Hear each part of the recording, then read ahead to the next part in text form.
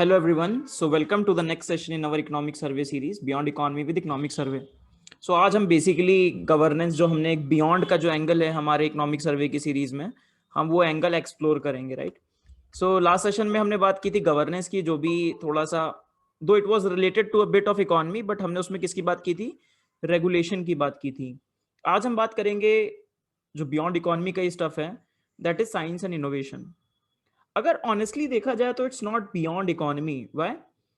क्योंकि innovation serves as a framework और a backbone to high economic growth, जो कि आपके इस बार के इकोनॉमिक सर्वे के जो चैप्टर है जिसको हम डिस्कस करेंगे उस चैप्टर के पहले ही बॉक्स में दिया हुआ है। In the very first box they have discuss this.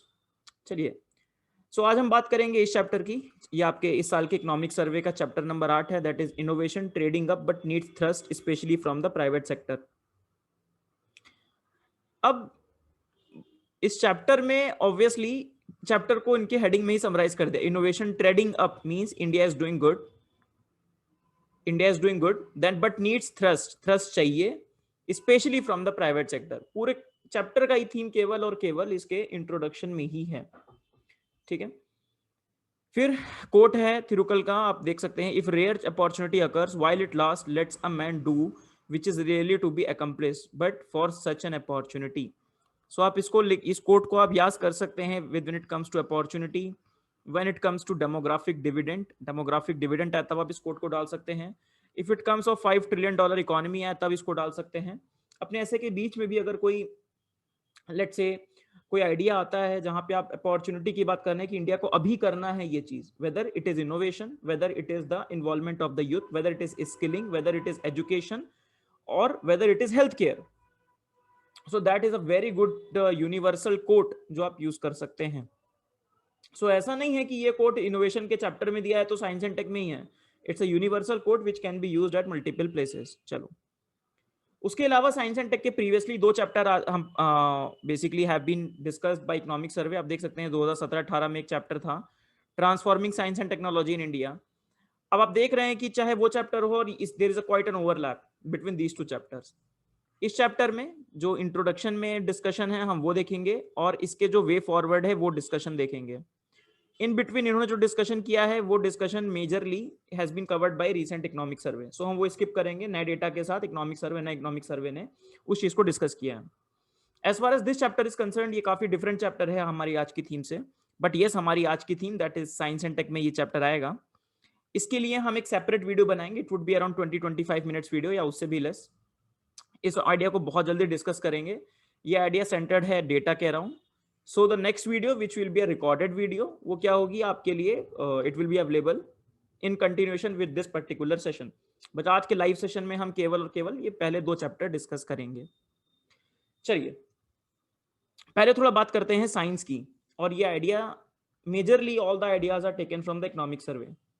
Now economic survey in its 17-18 chapter Arvind Subramanian लिखते हैं कि साइंस एंड टेक्नोलॉजी की केवल एक इंस्ट्रूमेंटल वैल्यू नहीं है, इसकी एक इंट्रिंसिक वैल्यू भी है। What do mean by instrumental और इंट्रिंसिक वैल्यू?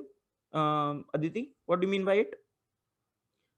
आपको इससे क्या मतलब है कि साइंस एंड टेक्नोलॉजी की इंस्ट्रूमेंटल और इंट्रिंसिक दोनों वैल्यू है, इसका क्या मतलब है? सर आई गेस जो इंस्ट्रूमेंटल वैल्यू है वो ये है कि वो आपको स्किल्स देता है जिसके थ्रू आपको जॉब मिलता है और आप अपनी इकोनॉमिक सस्टेनेबिलिटी इंश्योर कर सकते हैं, मतलब लाइवलीहुड वाला अपॉर्चुनिटीज जो वो आपको विंडो खोलता है। ऑन दी अदर हैंड आपने बताया इंट्रिंसिक वैल्यू जो है वो ये साइंटिफिक टेम्पर देता है, आपको कॉन्फिडेंस बिल्कुल। देता है।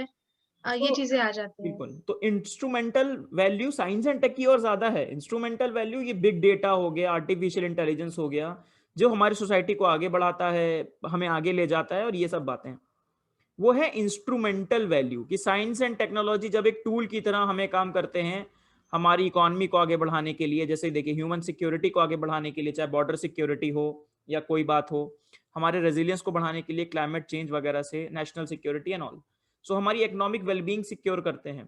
While on the other hand इनकी एक इंट्रिंसिक वैल्यू भी है। इंट्रिंसिक वैल्यू का क्या मतलब है? इसका एक वैल्यू ओरिएंटेशन है।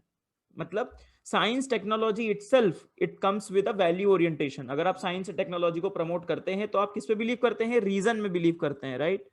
आप किसको देते हैं? Primacy to the facts and evidence को देते हैं, ना कि डॉगमास को देते हैं, ना कि सुपरस्टिशन को देते हैं। So that is a value addition और द वैल्यू ओरिएंटेशन जो साइंस एंड टेक्नोलॉजी लेकर आता है. साइंटिफिक टेम्पर, ये कुछ की आपको याद रखने हैं, जैसे scientific temper, spirit of inquiry, primacy to facts, specially आज के टाइम पे जहां पे फेक न्यूज का जमाना है, प्रोपोगेंडा का टाइम है, radicalisation and all these things happening on the basis of the propaganda. आपका डीप फेक टेक्नोलॉजी है and all. Ability to challenge the status quo, adherence to the norms of disclosure. So ये against काम करता है darker force of dogma, religious obscurantism and nativism जो world में बढ़ता जा रहा है. हमारे कॉन्स्टिट्यूशन के किस आर्टिकल में साइंटिफिक टेम्पर की बात की गई है अदिति? सर आर्टिकल तो याद नहीं है, बट फंडामेंटल ड्यूटीज में है. फंडामेंटल ड्यूटी का आर्टिकल आपको याद होना चाहिए. 36 to 51. वो that is DPSP article 51A, that is a fundamental duty के लिए Yes, आर्टिकल है. 51 onwards. चलिए नेक्स्ट एक क्वेश्चन पूछना है कि what is the difference between innovation and invention. दोनों के बीच में फर्क क्या होता है, क्योंकि हमारा पूरा टॉपिक ही इनोवेशन पर बेस्ड है. तो हमें ये पता होना चाहिए कि what do we mean by innovation. Innovation का मतलब क्या है?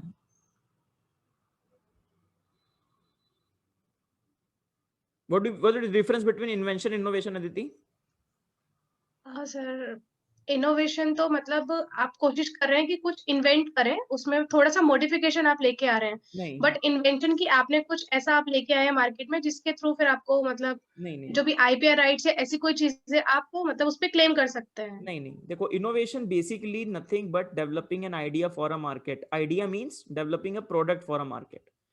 सो इनोवेशन का मतलब होता है दैट शेप्स एवरीथिंग, चाहे आपका इन्वेंशन हो, आपकी क्रिएटिविटी हो, हर चीज को लाके वो एक प्रोडक्ट में जब वो आ जाए, मार्केट के लिए प्रोजेक्ट बन जाए, then that is known as innovation. Sir मतलब इनोवेशन एक यूजेबल फॉर्म हुआ उस चीज के, हाँ, आपके आइडिया और इनोवेशन एक इन्वेंशन का. यूजेबल और एक मार्केटेबल फॉर्म हुआ उस चीज का, दैट इज इनोवेशन. ठीक है. उसके पहले हर चीज क्या है? क्रिएटिविटी है, इन्वेंशन है, डिस्कवरी है. जब फाइनल वो चीज मार्केट में आ गई, जब आईफोन का आइडिया स्टीव जॉब्स के दिमाग में था, तो वो इनोवेशन नहीं था, वो आप कह सकते हैं क्रिएटिविटी थी, वो आप कह सकते हैं उनकी खुद की इंजेन्युइटी थी. बट जब उन्होंने उस प्रोडक्ट को लॉन्च कर दिया, then it has become an innovation. तो बेसिक सा ये डिफरेंस है. क्रिएटिविटी पहले तो, इन्वेंशन क्या चीज है कि नए आइडिया या कॉन्सेप्ट को निकालना, दैट इज इन्वेंशन. ठीक. क्रिएटिविटी क्या है? Act of turning new and imaginative ideas into reality, वो क्रिएटिविटी है. जैसे पेंट करते हैं जो, वो क्या होते हैं? क्रिएटिव लोग होते हैं. उनके दिमाग में एक आइडिया है कि हाँ एक ऐसी पेंटिंग बनानी है जिसमें ऐसा होगा वैसा होगा, and when they are able to create that, जब उसको बना लेते हैं पिक्चर के फॉर्म में, that is known as creativity. और इनोवेशन क्या होता है? Turning a new concept into a commercial success of a widespread use. Widespread के लिए नई सक्सेस को, उसको कमर्शियल सक्सेस बनाना. तो basically innovation is related to the commercial success और कमर्शियलाइजेशन ऑफ एन आइडिया. ठीक है. चलिए, सो यही बात है, आप इसको भी देख सकते हैं. So innovation is the introduction of newer and better solution that meets the new requirement and existing market needs. So that is the iPhone, tablet, flat screen. This is innovation versus the invention. एक और question economic survey पूछता है कि why innovation matter. वो matter क्यों करता है innovation? बताओ, व्हाई इनोवेशन मैटर्स?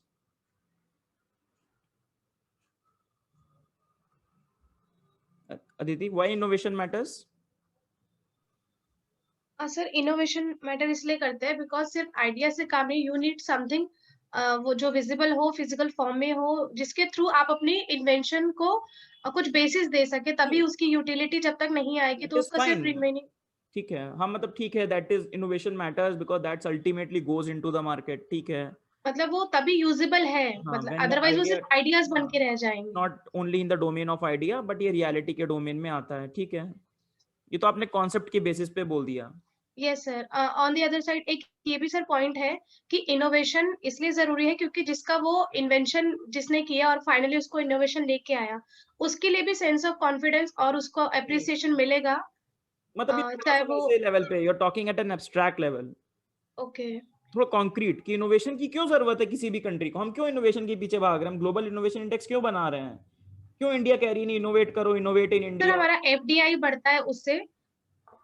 हाँ ठीक है, ठीक है, एफडीआई बढ़ता है उससे, चलो ठीक है.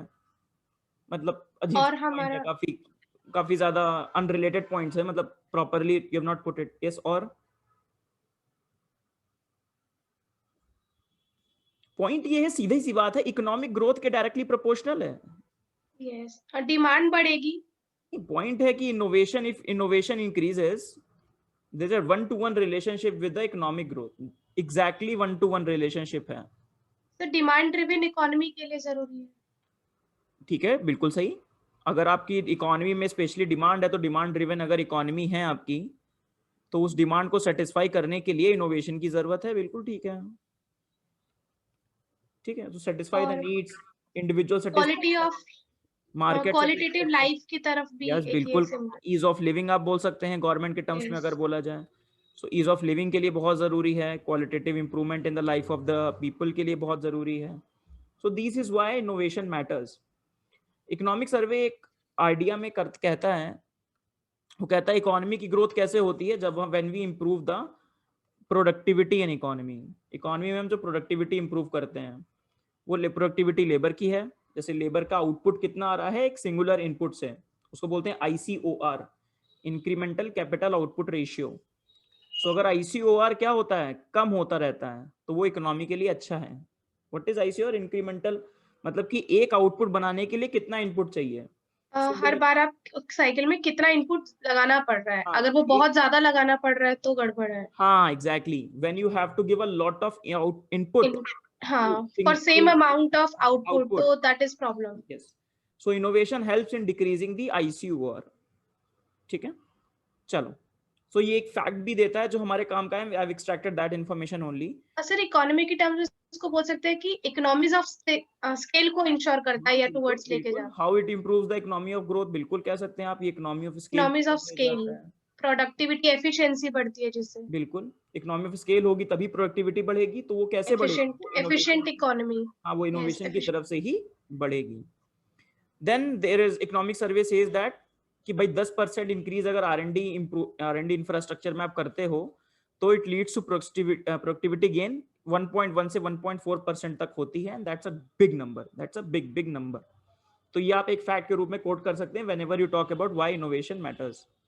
फिर इकोनॉमिक सर्वे का काम है, आप जानते हैं, इतने ग्राफ बनाता है। ग्राफ बना के वो दिखाता है कि कैसे जो कंट्री ग्लोबल इनोवेशन इंडेक्स की रैंकिंग है, और ये है जीडीपी पर कैपिटा, कि जैसे जैसे ग्लोबल इनोवेशन इंडेक्स में आपकी रैंक कम हो रही है, देखिए 120, 110, 80, 60, 40, 20, 0, जैसे जैसे you are improving in the global innovation index, आपकी क्या होती जा रही है, जीडीपी पर कैपिटा बढ़ती जा रही है। अब आप देख लीजिए यहाँ पे, चाइना देख लीजिए, यूके देख लीजिए, यूएस देख लीजिए, एंड दीज कंट्रीज, राइट। ठीक है, अब सिमिलरली यहाँ पे जीडीपी पर कैपिटा और ग्लोबल इनोवेशन इंडेक्स है, ये बेसिकली सिमिलर डायग्राम को बताने की बात है, एंड इट इज ईयर में चेंजेस है 2016 टू 2014। तो पॉजिटिव कोरिलेशन है ईयर बाय ईयर, तो ये बताने की बात है।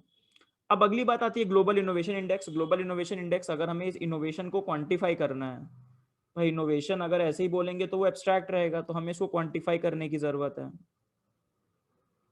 तो क्वांटिफाई कैसे करते हैं, उसके लिए ग्लोबल इनोवेशन इंडेक्स बनाते हैं।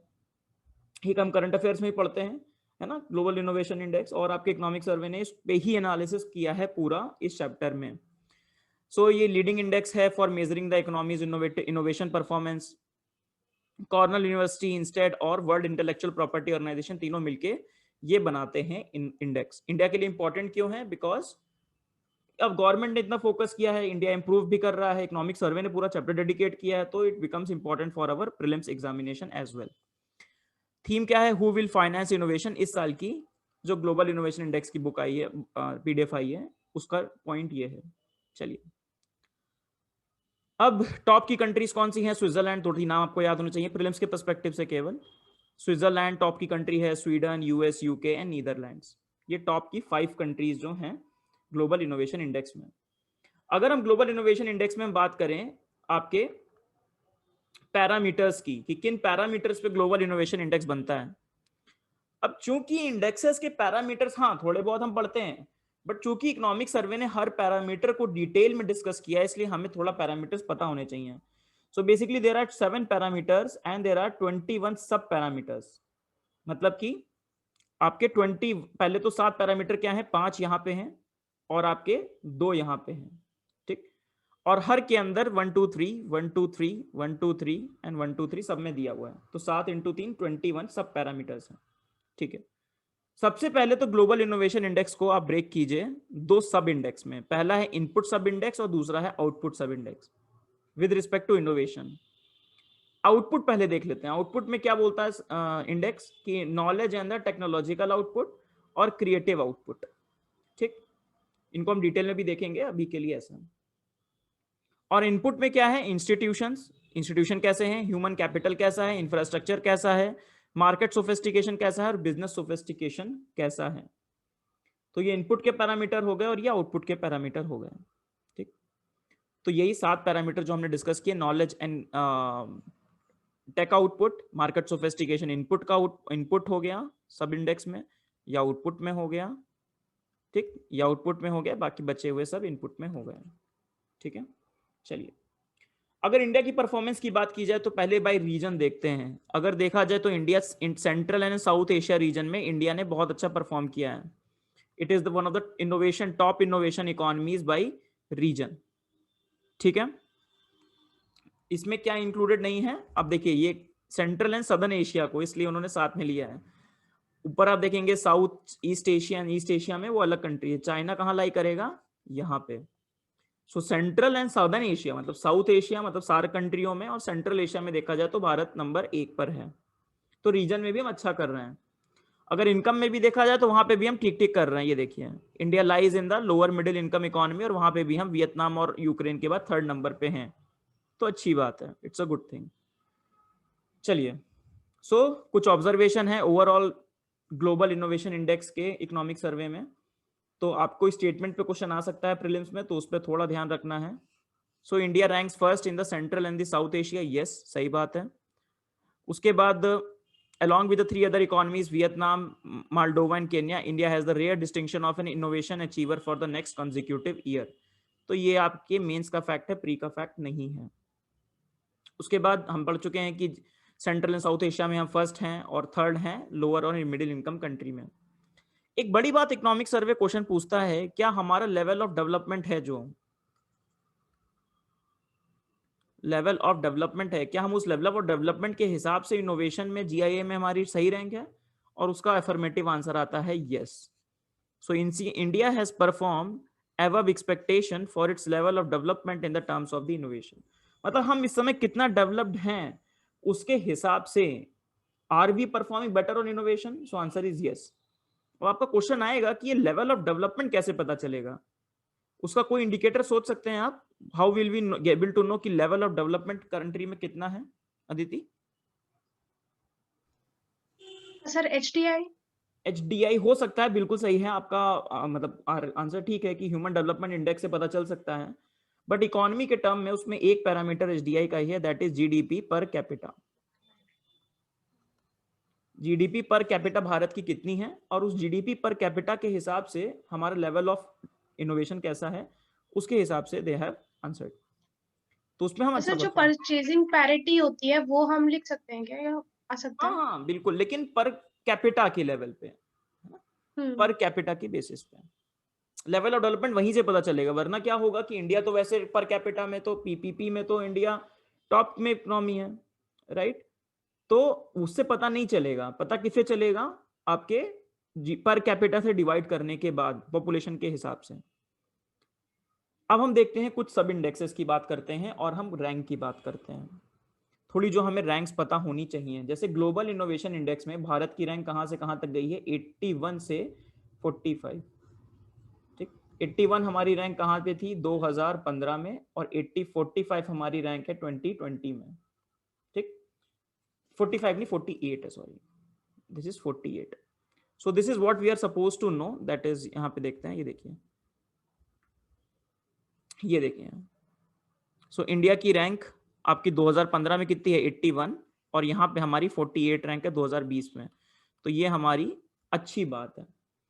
तो ये हो गई ओवरऑल जीआईए में हमारी रैंक। बाकी रैंक हम डिस्कस करेंगे, क्योंकि इकोनॉमिक सर्वे ने अपने पूरे चैप्टर में एक एक रैंक को खोल खोल के डिस्कस किया है।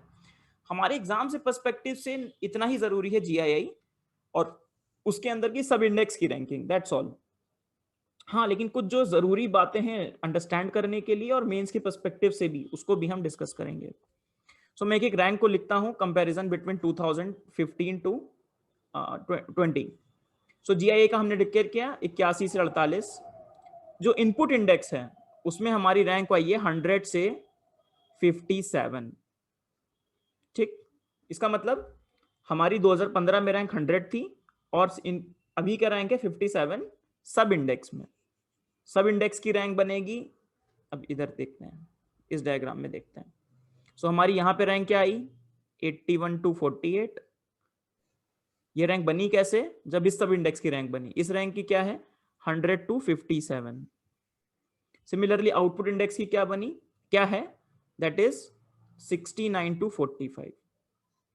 तो एक चीज आप डायरेक्टली देख सकते हैं कि यार we have perform better in the outputs. Output में हमारी परफॉर्मेंस अच्छी है as compare to the inputs. ठीक, क्योंकि यहाँ 57 रैंक है, यहाँ 45 रैंक है, तो ऑलमोस्ट एवरेज 48 है, right. So this is the overarching sub index में। अब उसके बाद इकोनॉमिक सर्वे हर चीज को डिस्कस करता है डिटेल में, इसलिए हम देख रहे हैं। अब हम इंस्टीट्यूशंस की सर एक बात डाउट है करें, प्लीज गो अहेड। सर, ये पीछे वाली पीपीटी में जहाँ पे आपने आउटपुट की लिखी है हमारी रैंकिंग, ये हाँ तो सर ये आउटपुट में तो रैंक ज्यादा होनी चाहिए ना, कि हमने इतने से इतना इम्प्रूव किया आउटपुट। हाँ, नहीं नहीं, इतने से इतना इम्प्रूव किया नहीं। हमारी 2015 में रैंक 69 थी, हमारी 2020 में रैंक 45 हो गई। ओके तो रैंक अच्छी हुई ना, इम्प्रूवमेंट हुआ। ओके, इम्प्रूवमेंट होता है तो माइनस जाता है। ऑब्वियसली रैंक 1 है, सबसे अच्छी रैंक है। वो तो हाँ क्लियर है, मुझे लगा वो ओवरऑल में होगा, सब में नहीं होगा, इसलिए ये आई गॉट देखिए, confuse. This is the rank 0, मतलब बेस्ट। रैंक 0 नहीं, यहाँ 1 कह लो, तो रैंक 1 बेस्ट कंट्री है। सर आप वो देखेंगे, क्लियर है, एक्चुअली आई थॉट कि ओवरऑल में ही माइनस होता होगा, कम होता होगा, लेकिन मे बी ये सब में अलग होता होगा सर, इसलिए। हाँ, rank 1 is the best rank. उसके बाद हमारी रैंक 81 से 48 में बोल रहा हूँ जब, इसका मतलब इंप्रूवमेंट हुआ है। ऑब्वियसली रैंक कैसे तो बनती है, नहीं नहीं, वही कि मैं फाइनल स्कोर वाला क्लियर है, मैं सब पॉइंट में आई गॉट कंफ्यूज कि मे बी आउटपुट में वो बढ़ता हुआ दिखाई दे और फिर फाइनल एवरेज कम आता हो, नहीं, ऐसा करके कुछ। पॉइंट ये है कि इंप्रूवमेंट रैंकिंग में दिखेगा, ये स्कोर नहीं है, ये रैंक है ना। ठीक है, तो Got it. इनपुट के अंदर क्या है, हमारी रैंक 100 से 57 इंप्रूव हुई है, जो हमने डिस्कस किया। हम इंस्टीट्यूशंस में देख लेते हैं। अच्छा, आप भी सोच रहे होंगे कि अलग अलग क्यों करना जरूरी है, बट इकोनॉमिक सर्वे ने किया है तो एक बार डिस्कस कर लेते हैं। इंस्टीट्यूशन में हमारी रैंक पहले 104 थी। रैंक कहां से हो रही है, 2015 से 2020, 104 से 61 इंस्टीट्यूशन के अंदर। ह्यूमन कैपिटल एंड रिसर्च में हमारी रैंक 103 से 60 हुई है। इंफ्रास्ट्रक्चर में हमारी रैंक 87 से 75 हुई है। हमारी रैंक मार्केट सोफेस्टिकेशन में 72 से 31 हुई है। बिजनेस सोफेस्टिकेशन में हमारी रैंक 116 से 55 हुई है। ठीक, अब हमें गौर किस चीज पे करना है, हमें गौर इस चीज पे करना है कि ग्लोबल इनोवेशन इंडेक्स में हमारी रैंक कितनी है, 48। ठीक, अब इस 48 में ऑब्वियसली कुछ चीजें ऐसी होंगी जहां पे हमारी रैंक 48 से ज्यादा होगी और एक कुछ रैंक में 48 से कम होगी। जो 48 से कम है, these are the good things, यहां हमने स्ट्रेंथ है हमारी। और जो 48 से जहां भी ज्यादा है, वहां पे इशू है। इसको आप इस एंगल से देखिए कि वहां इंप्रूवमेंट करना है। अगर हम आउटपुट की बात करें तो ओवरऑल हमारी रैंक 69 से क्या हुई थी, 45। और नॉलेज एंड टेक्नोलॉजी आउटपुट में हमारी रैंक 49 से 27।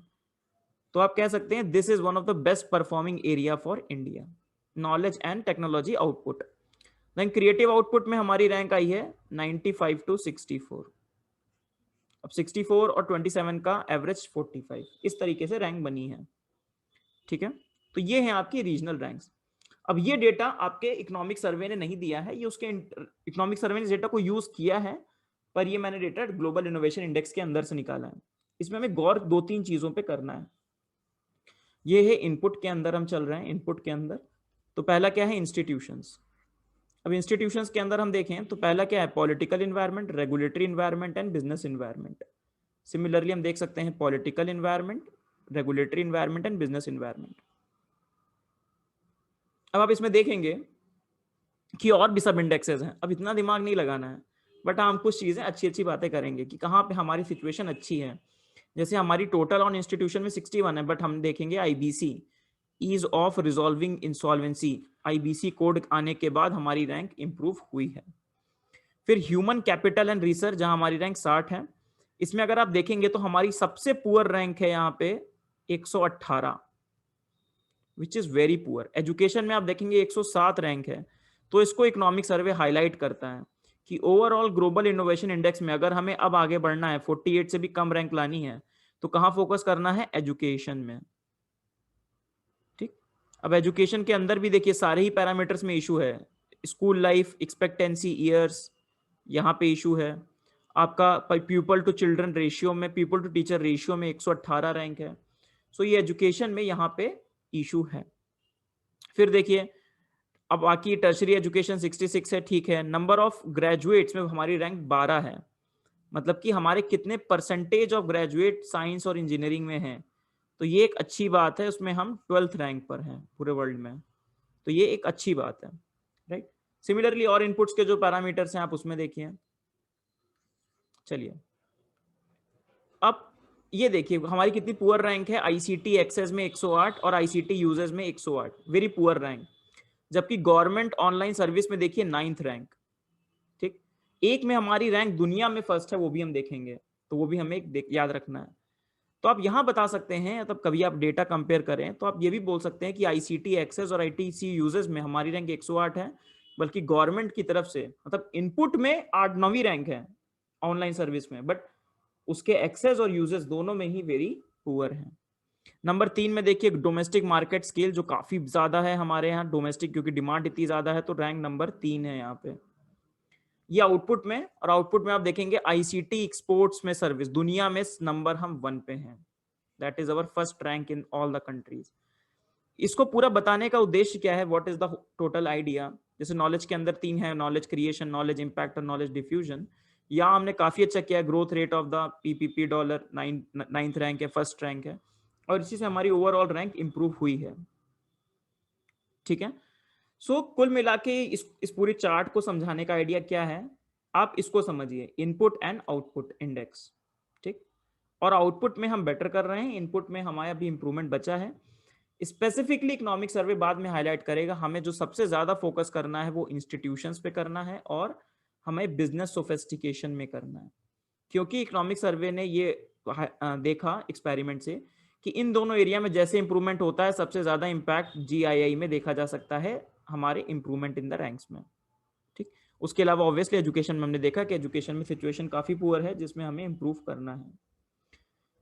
चलिए, तो ये आप देख सकते हैं टॉप परफॉर्मेंस। अब जब इकोनॉमिक सर्वे कंपेयर करता है इनोवेशन को, तो वो ह्यूमन कैपेसिटी वाला, जो ह्यूमन कैपिटल एंड रिसर्च हो गया, प्राइमरी एजुकेशन हो गया, उसमें इंडिया की रैंक देखी है। ठीक है, तो काफी पुअर है यहाँ पे। सो ये इस रैंक को इकोनॉमिक सर्वे हाईलाइट करता है और कहता है कि ये सिचुएशन ठीक नहीं है। चलिए, फिर वो बात करता है इकोनॉमिक सर्वे, अगला क्वेश्चन, कि हमारा क्या, जो मैं आपसे पहले कह रहा था, क्या हमारा इनोवेशन हमारे लेवल ऑफ डेवलपमेंट के हिसाब से ठीक है? तो आंसर यस है। वो ग्राफ में दिखाता है कि हमारी 48 रैंक है और इस लेवल ऑफ डेवलपमेंट पे हमारी रैंक यहाँ कहीं होनी चाहिए थी, बट हमारी रैंक काफी अच्छी है। तो ये ग्राफ का ये मतलब है कि अगर हम लाइन के ऊपर हैं then we are doing well. बाकी हमने सब इंडेक्स देख लिए। इन सब इंडेक्स में भी देखा जाए तो यहाँ हम अच्छा कर रहे हैं, और सबसे पुअर हम कहाँ कर रहे हैं? इंफ्रास्ट्रक्चर में पुअर कर रहे हैं। तो यहाँ पे भी इंप्रूवमेंट की जरूरत है, आईसीटी में स्पेशली। चलिए, फिर एक और क्वेश्चन इकोनॉमिक सर्वे अगला क्वेश्चन करता है।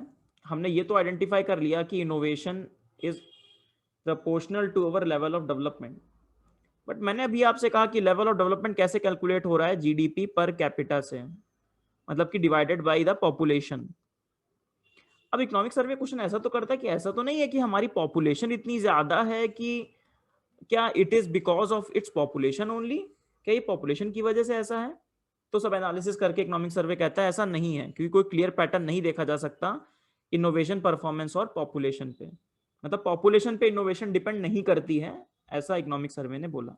ये आप देखिए, तो पॉपुलेशन इधर है, रैंक इधर है, कोई भी पैटर्न नहीं मिल रहा है। ऑन द अदर हैंड हमने देखा था कि जीडीपी और रैंक में क्या है? एक रिलेशन है।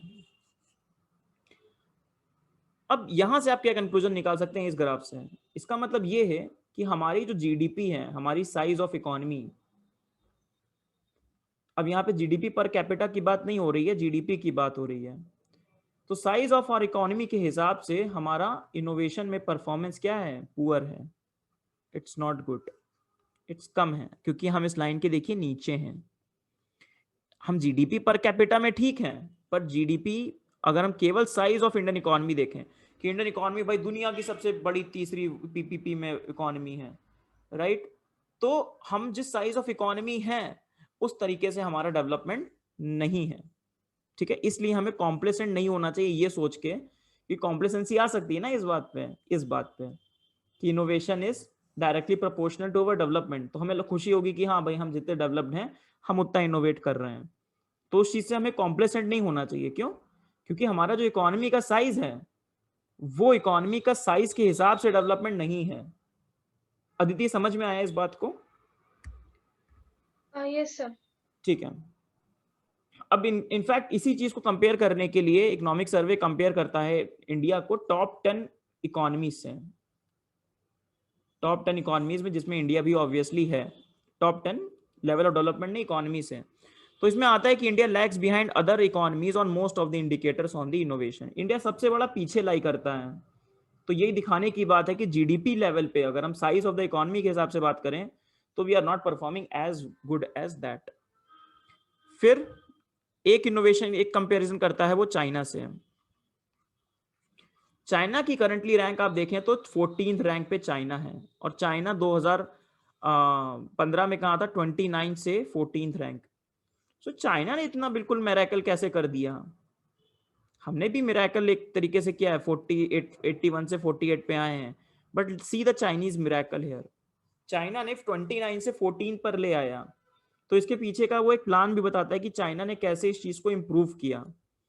वो बात करते हैं कि चाइना ने कैसे अपने आप को एक इमिटेशन लेड इकोनॉमी, क्योंकि हम चाइना को पहले क्या मानते थे कि केवल नकलची बंदर है, right, it use to only imitate, वो बस लाया और इमिटेट कर लिया। हाँ, चाइना ने पहले ये मॉडल अपनाया था, बट अब चाइना ने क्या प्रॉमिस किया अपने आप से 2006 में, एक प्लान बनाया, medium to long term plan, कि we have to transform ourselves from a imitation oriented economy to a innovation led economy. ठीक, innovation led society and innovation led economy. In fact आप प्रेजेंट में भी देखेंगे तो बहुत सारे सेक्टर्स हैं चाइना के जो इकोनॉमी वाइज या टेक्नोलॉजी वाइज भी, जो हाई टेक टेक्नोलॉजी में काफी अच्छा परफॉर्म कर रहे हैं, यूएस को डायरेक्ट चैलेंज दे रहे हैं, चाहे हुआई का 5G हो, चाहे Xiaomi हो, एंड बहुत सारे ब्रांड्स आ गए हैं चाइना के भी इनोवेशन में, ट्रू इनोवेशन में। सो चाइना ने 2006 में प्रॉमिस किया that we want to become a world leader by 2050। हम अपनी कैपेबिलिटीज इंप्रूव करेंगे इंडिजिनस इनोवेशन में, and we will leapfrog into the leading position in the new science based industry. Science based industry मतलब big data हो गया, AI हो गया, and industrial revolution 4.0 के अंदर जो भी आता है, एडिटिव मैन्युफैक्चरिंग और ये सब। तो टारगेट क्या था कि we will improve from 1.35% to 2.5% हम खर्च करेंगे अपने जीडीपी का इनोवेशन में, साइंस एंड टेक में। सो चाइना ने इसको इंप्रूव किया और ये हमारे लिए एक मोटिवेशन का सोर्स है। उसके बाद इकोनॉमिक सर्वे कहता है कि भाई हम अब ये कंपेयर करते हैं, इंडिया की बात करते हैं कि हम कितना खर्चा करते हैं R&D के एक्सपेंडिचर में। आपका पुराना इकोनॉमिक सर्वे भी कहता है कि यस, एब्सोल्यूट नंबर में तो हमारा खर्चा हम we have improved obviously year by year, but percentage wise देखा जाए तो हमारा जो एक्सपेंडिचर है R&D में वो कांस्टेंट बना हुआ है 0.7% of the GDP, and which is very very less as a percentage of the GDP. हमारा ग्रॉस एक्सपेंडिचर है जो R&D पे वो केवल 0.7% ऑफ द जीडीपी है, जबकि टॉप 10 एडवांस इकोनॉमी का एवरेज करीब करीब 2% है। करीब करीब वो 2% खर्चा करती हैं अपना R&D पे अपनी जीडीपी का। तो इंडिया का काफी पुअर परफॉर्मेंस है। और क्या बात है? तो पहली बात, एब्सोल्यूट में नंबर कम है। दूसरी बात, उसके अंदर भी इशू है खर्च में, जैसे कि ज्यादा खर्चा इसमें से कौन करता है? ग्रॉस एक्सपेंडिचर ऑन R&D में सबसे ज्यादा खर्चा कौन करता है? गवर्नमेंट करती है। ठीक, इसमें हम देखते हैं अभी पहले ये देखिए, GERD as percentage of the, ये जीडीपी पर कैपिटा है और ये GERD है।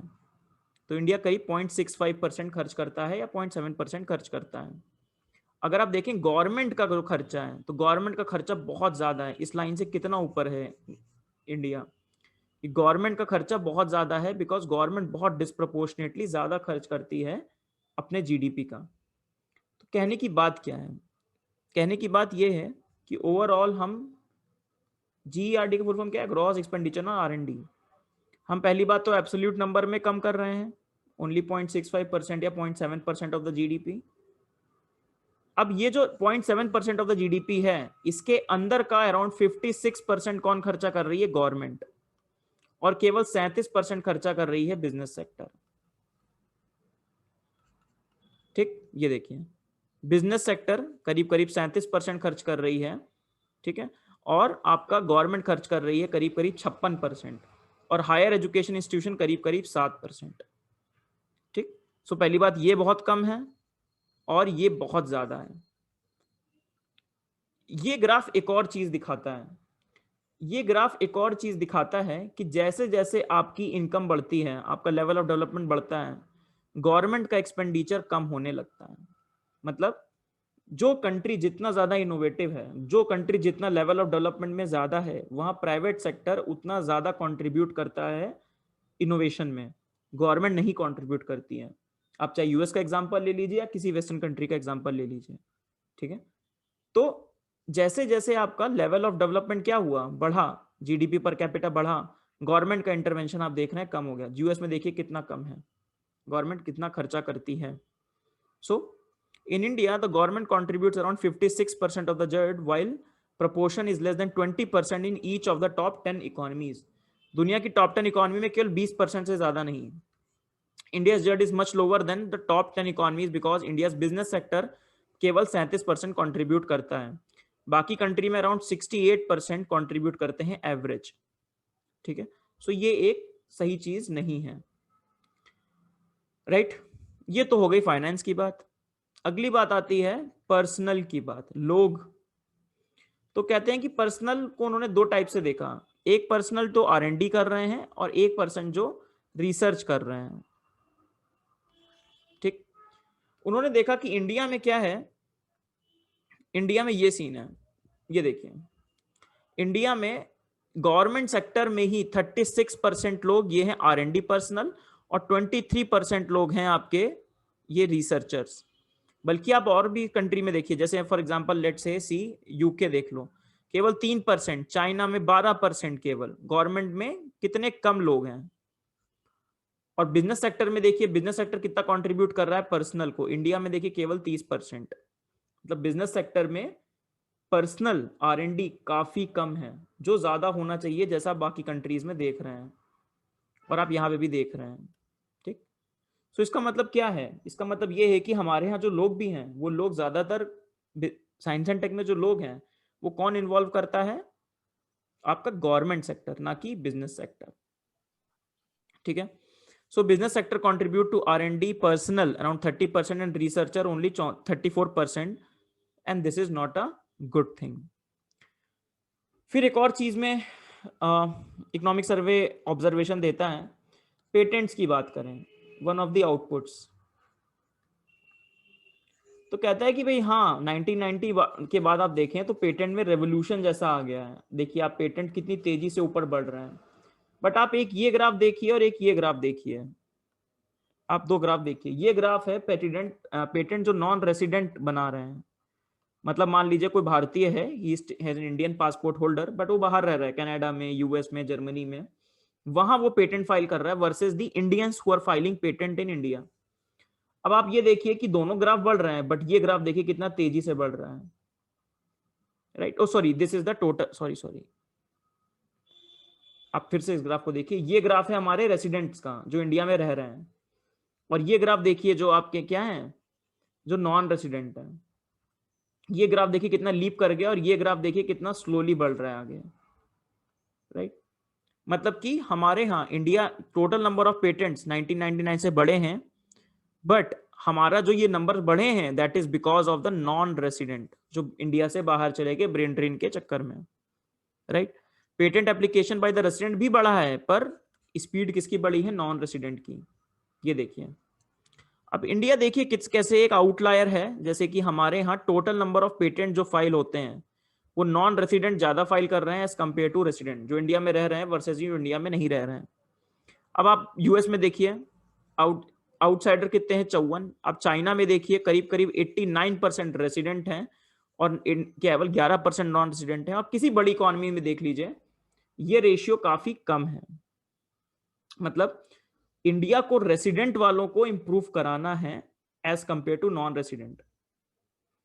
इकोनॉमिक सर्विस की भी बात करता है, कह रहा है कि इसमें कोई दिक्कत नहीं है, ये जो आपका डायस्पोरा है जो बाहर जा रहा है टैलेंट लेके और बाहर इनोवेट कर रहा है, दैट्स फाइन, बट हमें उसको क्या करना है, हमें कोशिश करनी है कि हम कुछ कैसे उसको इंडिया में री इंटीग्रेट कर सकें, राइट?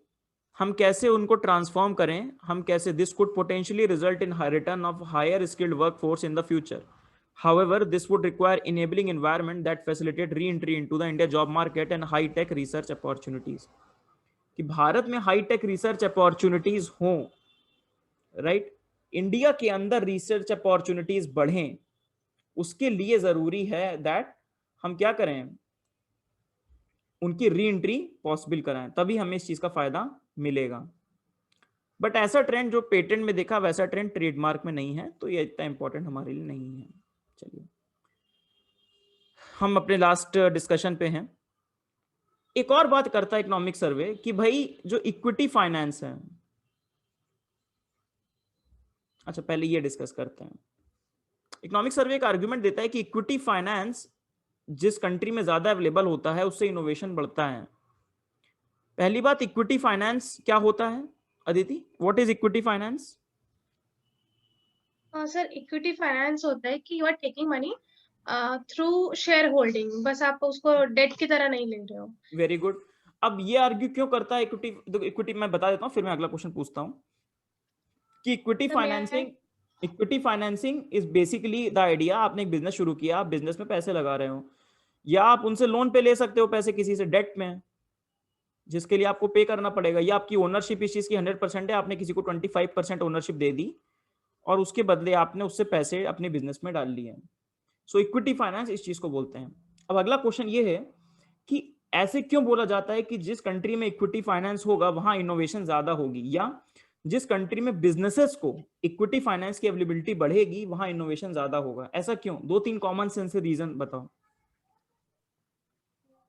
सर एक तो रीजन ये है क्योंकि वो इक्विटी है, तो आपकी शेयर होल्डिंग है, तो मतलब you are one of the stakeholder, ठीक इधर है, प्रॉफिट और लॉस, तो जो भी उसके शेयर होल्डर्स हैं तो वो मतलब वो कंसर्न रहेंगे कि हम एफिशिएंसी पे फोकस करें, और जो भी प्रोफेशनलिज्म है थोड़ी वैल्यूज पे फोकस करेंगे, because they are directly stakeholder in that process, तो वो इनोवेशन को फैसिलिटेट करने की कोशिश करेंगे। ठीक है, दे और विल अगर आपका डेट फैसिलिटेट है द तो in innovation. Any case you will get your money, तो यू आर नॉट कंसर्न ठीक अबाउट है, anything. so they are this partners is one in of the the point. process, they are partners in the firm, so basically they will drive up the innovation। ठीक है, next और क्या हो सकता है, और क्या पॉइंट They है? are partners in profit and loss. ठीक है, We can so write in that और way. क्या पॉइंट है अपार्ट फ्रॉम इट, और क्या पॉइंट है?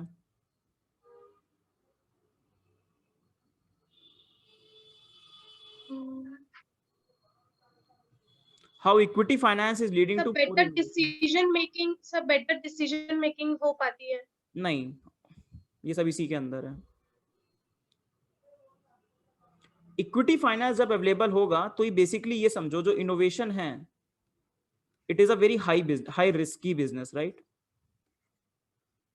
It's a high risk business. Okay, उनकी रिस्क टेकिंग एपेटाइट मतलब यस, वो सो रिस्क कैपेसिटी ज्यादा एपेटाइट ऑफ होती द है। बिजनेसेस इंक्रीज, क्योंकि उनको अगर जीतेंगे तो सब जीतेंगे, हारेंगे तो सब हारेंगे। You don't have to pay to money to the debt वाली फीलिंग नहीं है, आपको रिस्क एपेटाइट ज्यादा है इक्विटी फंड होने से।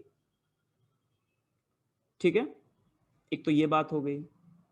इक्विटी फाइनेंस की अवेलेबिलिटी एक और चीज इंश्योर कराती है, बिकॉज इक्विटी फाइनेंस किस चीज पर डिपेंड करता है, आपके ज्यादा परसेप्शन पे भी डिपेंड करता है। मान लीजिए आपने एक ब्रेक थ्रू टेक्नोलॉजी या एक केवल प्रोटोटाइप डाला, एक आपके पास प्रोटोटाइप है, उस प्रोटोटाइप को आपको इनोवेशन या कमर्शियल आइडिया में कन्वर्ट करना है। सो प्रोटोटाइप आते ही उसकी तरफ हाइप आ गई कि नहीं, this is a very important idea and this has a very huge future, तो शेयर मार्केट में उसकी वैल्यू बढ़ेगी और उस पर इन्वेस्टर अट्रैक्ट होंगे इक्विटी में। सो जब इक्विटी फाइनेंस अवेलेबल होता है तो प्रोटोटाइप को एक आइडिया बनने में it facilitates that. So that is why equity is very important. वापस आते हैं अपने इकोनॉमिक सर्वे के ऑब्जर्वेशन पे. इकोनॉमिक सर्वे का ऑब्जर्वेशन ये है कि इंडिया में इक्विटी फाइनेंस की अवेलेबिलिटी है. India has the good availability of the equity finance, but उसके बाद भी India is not performing as per the level जहां पे उसको परफॉर्म करना चाहिए था. देखो इस डायग्राम से देखो, इक्विटी फाइनेंस इतना अवेलेबल है इंडिया के पास. अब इस लिक्विडिटी फाइनेंस के हिसाब से इस ग्राफ के अकॉर्डिंग इंडिया की रैंक करीब करीब यहां होनी चाहिए थी, अराउंड 30 या 29, बट इंडिया की रैंक कितनी है, 48. राइट. सो पॉइंट ये है इकोनॉमिक सर्वे का कि इसका मतलब क्या है, there is an availability of equity finance, but businesses उस चीज को अडॉप्ट नहीं कर पा रहे हैं या उस चीज को यूज नहीं कर पा रहे हैं. तो ये चीज अच्छी नहीं है. राइट. इसका मतलब ये potentially indicates that innovation India needs to become high tech intensive. High tech intensive होगी तो इक्विटी फाइनेंस को बिजनेसेस लेंगे. जब वो हाई टेक आएंगे तो बिजनेसेस लाएंगे तो they will attract more equity finance, तो वो ज्यादा यूज कर पाएंगे हम इक्विटी फाइनेंस को. चलो एक और लास्ट क्वेश्चन इकोनॉमिक सर्वे कहता है, are we able to translate input to outputs. क्या आंसर होगा देती इसका? ग्लोबल इनोवेशन इंडेक्स के अगर हमने आंसर देखा तो अगर इकोनॉमिक सर्वे ये आंसर पूछता है कि क्या इंडिया जितना इनपुट इंडिया को मिल रहा है क्या वो उस आउटपुट को वो ट्रांसफॉर्म कर पा रहा है? सर अगर हम ग्लोबल इनोवेशन इंडेक्स की पर्टिकुलर बात करें सो इन दैट केस यस, तभी हमारी रैंक डिक्रीज हो रही है. तभी, क्योंकि इनपुट में हमारी रैंक ज्यादा है, आउटपुट में हमारी रैंक कम है. इसका मतलब कि India is effectively able to translate the investment into the innovation, input को आउटपुट में कन्वर्ट कर पा रहा है. पर हमें ऑब्वियसली उस चीज को और बैंक फॉर बक करना है, मतलब कम में हम, चूंकि हम देख पा रहे हैं कि हम कम इनपुट से ज्यादा आउटपुट कर पा रहे हैं, तो हमें इनपुट को और स्ट्रेंथन करना जरूरी है ताकि हम ज्यादा से ज्यादा आउटपुट को गेन कर सकें. ठीक. सो ये सब हुए आपके इकोनॉमिक सर्वे के बहुत डिस्क्रीट ऑब्जर्वेशन. अब हम बात करते हैं पॉलिसी इंप्लीकेशन जो हमारे काम का है. तो अभी पिछले 40 मिनट से जो डिस्कशन हो रहा था वो डिस्कशन था डिफरेंट एस्पेक्ट है डिफरेंट चीजों पे. हमारे काम का बस ये क्या है, पॉलिसी इंप्लीकेशन जो इकोनॉमिक सर्वे के लास्ट पैराग्राफ में डिस्कस होता है, इसको डिस्कस करते हैं जल्दी से. सो पॉलिसी इंप्लीकेशंस क्या हैं? पहला, we need greater thrust on the innovation. अगर हमें कैटापुल करना है third largest economy in the world, PPP नहीं, मार्केट लेवल पे हमें अगर थर्ड लार्जेस्ट इकोनॉमी बनना है आफ्टर यूएस एंड चाइना के बाद हमें नंबर 3 पे आना है अगर, तो हमें वो उसको कैटापुल करने का सबसे अच्छा तरीका क्या है? केवल और केवल इनोवेशन ही है. Thrust on the innovation. अगला इकोनॉमिक सर्वे कहता है कि हमें obviously gross expenditure on the R and D को 0.7% ऑफ द जीडीपी से हमें 2% ऑफ द जीडीपी में कन्वर्ट करना मैंडेटरली करना चाहिए. नेक्स्ट, वो कहता है कि इनोवेशन लीडर बनने के लिए हमें जो नॉन रेसिडेंट हैं, हमें जो रेसिडेंट हमारे भारत के जो लोग हैं उन लोगों से पेटेंट फाइलिंग ज्यादा करानी चाहिए, जबरदस्ती नहीं, ऑब्वियसली इकोसिस्टम क्रिएट करके.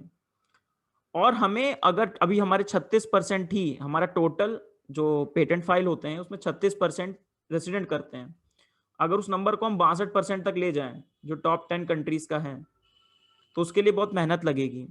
बट इकोनॉमिक सर्वे कहता है कि चाइना ने ऐसा करके दिखाया है. वो कहता है चाइना ने इसको डबल किया था 2000 से 2019 के बीच में, तो हम भी ऐसा कर सकते हैं. उसके बाद इकोनॉमिक सर्वे कहता है अगर हम दो चीजों पे एक्सट्रीमली फोकस करें, that is institutions and business sophistication, तो हम अच्छा काम और कर सकते हैं. इंस्टीट्यूशन के अंदर आपको याद होगा एक चीज की बात थी, दैट इज रेगुलेशन, है ना, रेगुलेटरी इंस्टीट्यूशन. इसी से रिलेटेड है आपका पिछला चैप्टर जो हमने गवर्नेंस में पढ़ा था, जहां पे किस बात की बात हुई थी कि हमें सुपरवाइजरी रेगुलेशन करना है या सिंपल रेगुलेशन करना है. हमारा रेगुलेशन काफी इजी होना चाहिए, प्रिस्क्रिप्टिव रेगुलेशन नहीं होना चाहिए. तो वो भी आइडिया आप कनेक्ट कर सकते हैं. अगर बिजनेस के लिए बोला जाए, प्राइवेट सेक्टर के लिए बोला जाए, तो पॉलिसी इंप्लीकेशन क्या है फाइनेंस को लेके कि भाई इकोनॉमिक सर्वे एक और चीज पे ऑब्जर्वेशन देता है कि भारत में टैक्स इंसेंटिव बहुत पर्याप्त दिए जाते हैं. अगर कोई ये आर्ग्यू करे कि इंडिया ने टैक्स इंसेंटिव नहीं दिए तो ये गलत बात है. We have given enough tax incentive. Our tax incentive regime is very generous. बहुत बढ़िया है, बट उसको यूज नहीं कर पा रहा है प्राइवेट सेक्टर. या प्राइवेट सेक्टर के अंदर इंथ्यूजियाज्म काफी कम है उसको यूज करने का। सो इनपुट लेवल पे वो ठीक है चीज, बट प्राइवेट पार्टिसिपेशन नहीं हो पा रहा है। दूसरा कि परफॉर्मेंस कम है as per the presence of the equity finance. Equity finance जितना अवेलेबल है उस लेवल का हमें फाइनेंस नहीं अवेलेबल है, तो ये भी गलत है। फिर हमें जीईआरडी जो कंट्रीब्यूशन है वो हमें बिजनेसेस का जो भी केवल 37% है और गवर्नमेंट का 56% है, उसको बढ़ा के करीब करीब 68% करना है। तो ये सब रिस्पॉन्सिबिलिटी किसकी है? बिजनेसेस की है। अगर पर्सनल की बात बोले तो उन्होंने कहा कि बिजनेस को अपने अंदर आर&डी और रिसर्चर दोनों के पर्सनल को जो 30 और 34% है उसको बढ़ा के 58 से 53% करना चाहिए। तभी हमें क्या मिलेगा? तभी हमें स्केल अप हम बिजनेस सेक्टर कर पाएगा। उसके बाद ये जो लास्ट पीपीटी थी, तो इसमें डिफरेंस क्या है आर&डी पर्सनल एंड रिसर्चर? खुद सोचो, रिसर्चर्स कौन है? जो पीएचडी भी कर रहे हैं, जो पीएचडी मेनली कर रहे हैं।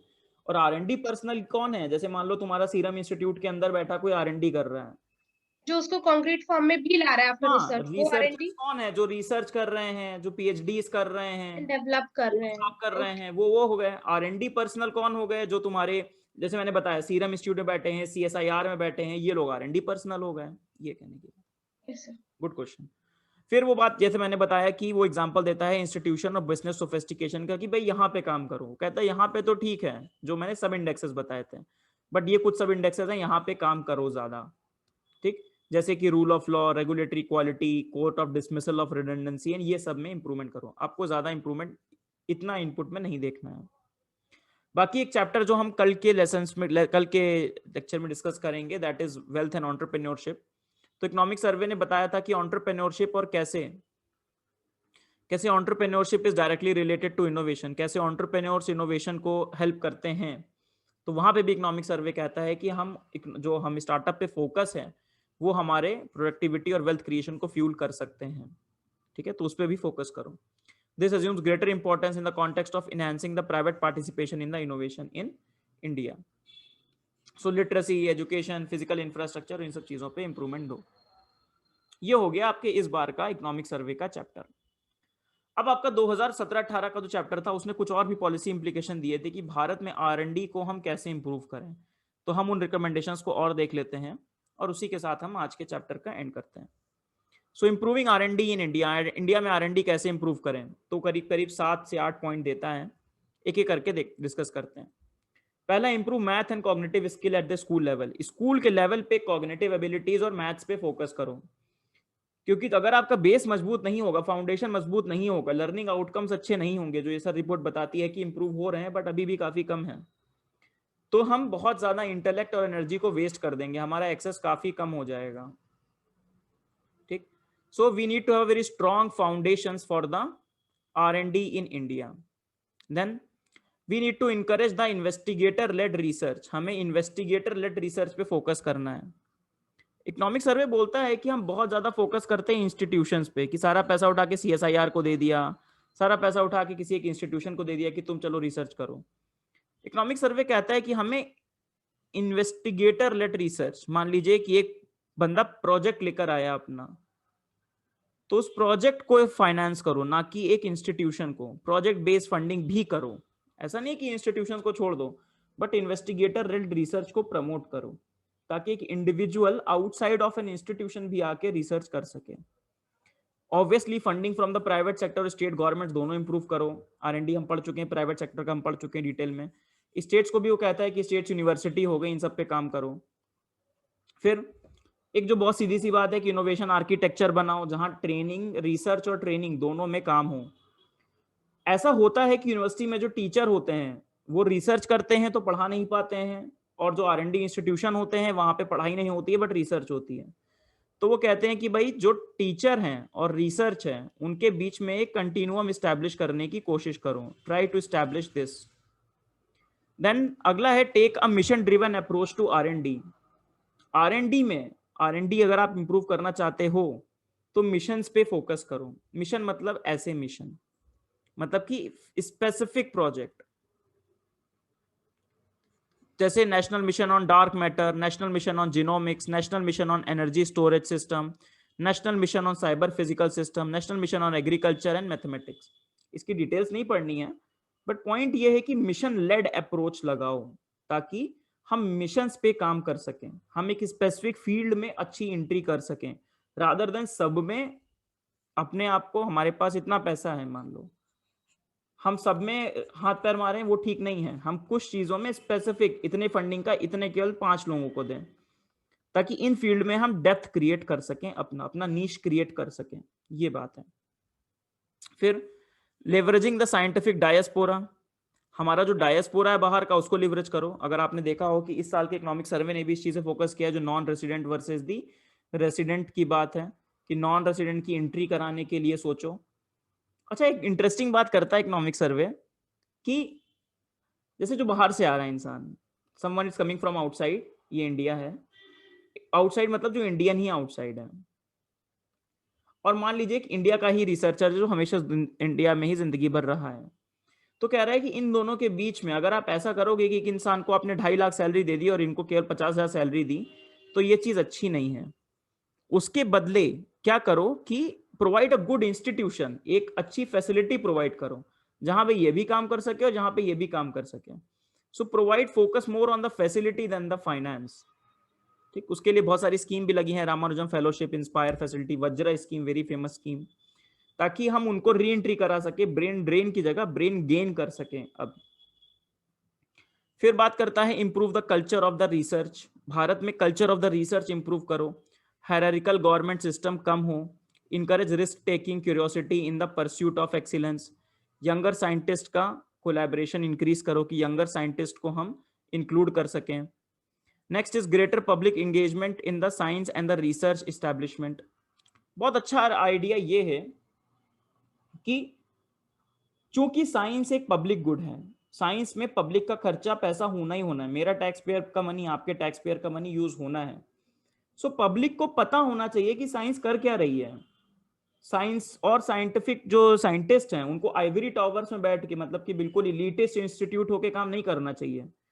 इसी के कॉन्टेक्स्ट में मोदी जी ने किसकी बात कही थी? साइंटिफिक सोशल रिस्पॉन्सिबिलिटी की, कि एक साइंटिस्ट की बहुत इंपॉर्टेंस है, या साइंटिस्ट की एक बहुत इंपॉर्टेंट भूमिका है एक साइंटिफिक सोशल रिस्पॉन्सिबिलिटी बनाने में और उसको फुलफिल करने में। साइंटिस्ट और सोसाइटी को क्या होना चाहिए? एक दूसरे के लिए एक सिम्बायोटिक रिलेशनशिप में रहना चाहिए। सोसाइटी तभी फैसिलिटेटिव और सपोर्टिव होगी जब साइंटिस्ट भी इंगेज करेंगे।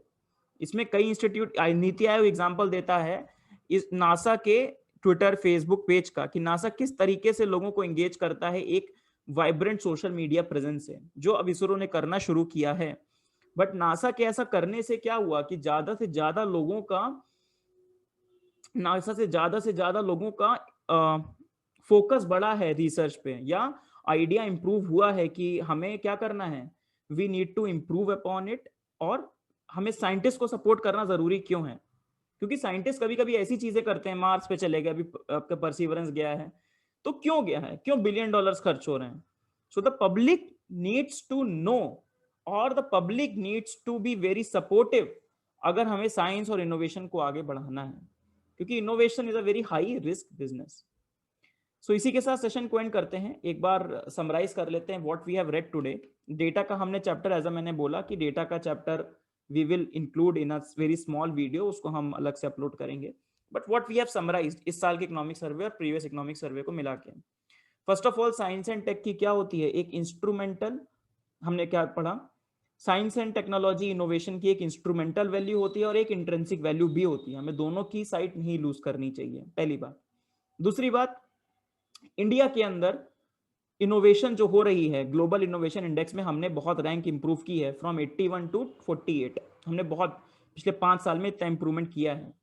उसके अंदर इकोनॉमिक सर्वे डेवलप करता है कि क्या हमने जो इंप्रूवमेंट किया है वो हमारे लेवल ऑफ डेवलपमेंट के करस्पॉन्डिंग है। हम गरीब हैं मान लीजिए, या हम लोअर मिडिल इनकम इकोनॉमी है, तो क्या वो हमने डिस्कशन ठीक किया है? राइट, क्या हमने ठीक किया? तो आंसर वो करता है यस, ठीक है। पर हम दुनिया की तीसरी सबसे बड़ी इकोनॉमी भी हैं या बनना चाहते हैं, तो क्या हम उसके करस्पॉन्डिंग भी सही कर रहे हैं? नहीं, हमें कॉम्प्लेसेंट नहीं होना है। फिर उसके बाद बात करता है कि विद इन सेक्टर्स में हम कहां पे अच्छा कर रहे हैं, आउटपुट में अच्छा है, इनपुट में कुछ चीजों में फोकस करना है, एजुकेशन में स्पेसिफिकली फोकस करना है, इंस्टीट्यूशन पे फोकस करना और बिजनेस सोफिस्टिकेशन पे फोकस करना है। इंफ्रास्ट्रक्चर में भी हमने देखा आईसीटी यूजेस और आईसीटी एक्सेस दोनों में ही कमियां थी, तो उन चीजों उस चीज पे भी फोकस करना है। तो ई गवर्नेंस का गवर्नमेंट की साइड से तो अच्छा है, सप्लाई अच्छी है, बट डिमांड साइड में एक इशू है, तो उस इशू को कर्ब करना है। उसके बाद हमने देखा कि इकोनॉमिक सर्वे खुद क्वेश्चन करता है कि कहीं ये जो हमारा जो इनोवेशन में इतनी अच्छी परफॉर्मेंस है जो हो रही है, या हम जो कह रहे हैं कि हम लेवल ऑफ डेवलपमेंट के हिसाब से ठीक हैं, क्या ये पॉपुलेशन की वजह से तो नहीं है कि हमारी इतनी बड़ी पॉपुलेशन है तो हम हमेशा गरीब रहते हैं, तो हमारा जीडीपी पर कैपिटा हमेशा लो हो जाता है? वो भी कहता है ऐसा कुछ नहीं है। इसके बाद इकोनॉमिक सर्वे बात करता है कुछ चीजों की, पेटेंट्स की बात करता है कि resident versus the non resident. कहता है कि पिछले 1999 से जो नॉन रेसिडेंट है, जो इंडिया के बाहर इंडियंस रह रहे हैं, वो बहुत पेटेंट फाइल कर रहे हैं। हमें ये इंप्रूव करने की जरूरत है कि हमारे खुद के रेसिडेंट फाइल करें। और उसके बाद वो बात करता है इक्विटी फाइनेंसिंग और इनोवेशन में क्या रिलेशन है, कि जब इक्विटी फाइनेंस अवेलेबल होता है तो इनोवेशन बढ़ता है। और ओवरऑल बात करता है कि फाइनेंस की बात करता है कि गवर्नमेंट बहुत डिस्प्रपोर्शनेटली ज्यादा फाइनेंस में फोकस करती है, मतलब जैसे कि 56% गवर्नमेंट कंट्रीब्यूट कर रही है, जो बाकी कंट्रियां टॉप कंट्री केवल 20% कंट्रीब्यूट करती है। वेयर एज बिजनेस जो अराउंड 68% करते हैं, वो केवल घट के केवल 37% कर रहे हैं, तो काफी कम है। और उसी की बेसिस पे वो पॉलिसी इंप्लीकेशन देती है। क्या क्या पॉलिसी इंप्लीकेशन है बिजनेस के लिए, कि अपने में पर्सनल बढ़ाओ, अपने लोग बढ़ाओ, फाइनेंस पे इंक्रीज करो, टैक्स इंसेंटिव का फायदा लो जो इंडियन गवर्नमेंट दे रही है, और चौथा इक्विटी फाइनेंस है उसको भी यूज करो, तो हाई टेक फाइनेंस में अपने कदम बढ़ाओ। उसके अलावा गवर्नमेंट के लिए क्या कहती है कि ग्रॉस एक्सपेंडिचर कैसे बढ़ाओ, 0.7 से 2% बढ़ाओ। नॉन रेसिडेंट जो रेसिडेंट है उनका पेटेंट की उनकी अवेलेबिलिटी और उनपे पेटेंट जो बन रहा है वो इंप्रूव करो। और लास्टली एक और इंपॉर्टेंट बात कहती है कि आपने एंटरप्रेन्योरशिप और वेल्थ क्रिएशन जो रूट पे है उस पे भी काम करो। So that's all the discussion with respect to economic survey. उसके बाद कुछ 2017-18 के भी हमने डिस्कस किए कि क्या क्या बातें वो करते हैं, मैथमेटिक्स बेसिक से शुरू करके मिशन लेवल तक हर चीज की बात की गई है। So that's the end of the session. Data का चैप्टर हम डिस्कस करेंगे बाद में, और कल के सेशन में हम बात करेंगे एंटरप्रेन्योरशिप एंड वेल्थ क्रिएशन की डिटेल में। So till then, bye bye. Revise from the PDF. See you all in the next session. Thank you.